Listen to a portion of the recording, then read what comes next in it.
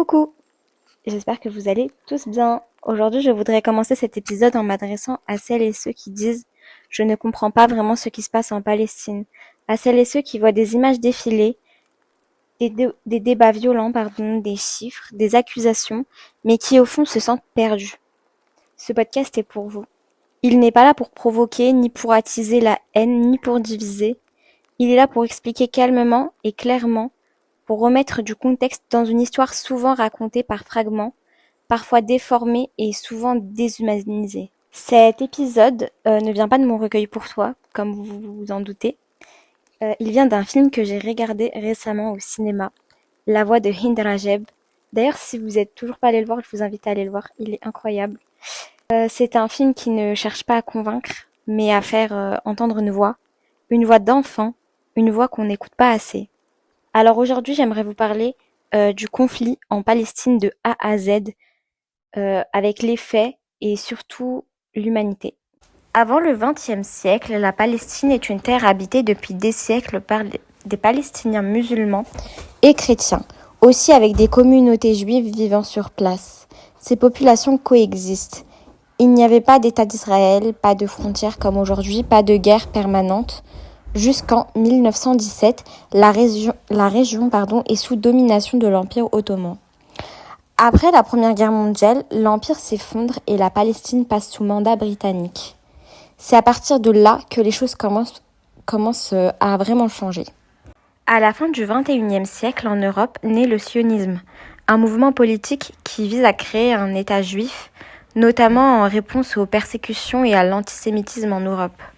À la fin du XIXe siècle, en Europe, naît le sionisme, un mouvement politique qui vise à créer un État juif, notamment en réponse aux persécutions et à l'antisémitisme en Europe. La Palestine est choisie comme lieu pour cet État. Sous le mandat britannique, l'immigration juive augmente fortement, surtout après la Seconde Guerre mondiale et l'Holocauste. Des terres sont achetées, parfois confisquées, des tensions apparaissent entre les populations locales palestiniennes et les nouveaux arrivants.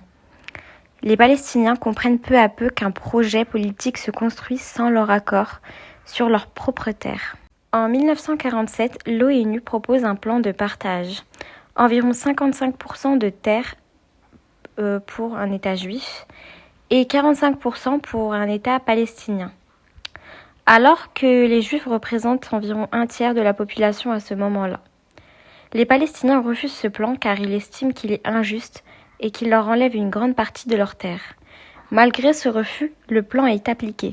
En 1948, l'État d'Israël est proclamé. Pour les Israéliens, c'est une indépendance. Mais pour les Palestiniens, c'est la Nakba, la catastrophe. Plus de 700 000 Palestiniens sont expulsés ou forcés de fuir leur maison. Des centaines de villages sont détruits. Les réfugiés palestiniens n'ont jamais été autorisés à revenir. C'est le début d'un exil qui dure encore aujourd'hui. En 1967, lors de la guerre des 6 jours, Israël occupe la Cisjordanie, Jérusalem-Est et la bande de Gaza. Ces territoires sont considérés par le droit international comme territoires occupés. Depuis cette date, des colonies israéliennes sont construites en Cisjordanie. Les Palestiniens vivent sous contrôle militaire. Les déplacements sont restreints par des checkpoints. Des maisons sont démolies et Jérusalem-Est est progressivement annexée. Les Palestiniens vivent sans État, sans souveraineté, sans réelle liberté de mouvement. Gaza est un territoire minuscule, extrêmement dense, où vivent plus de 2 millions de personnes, dont une majorité d'enfants.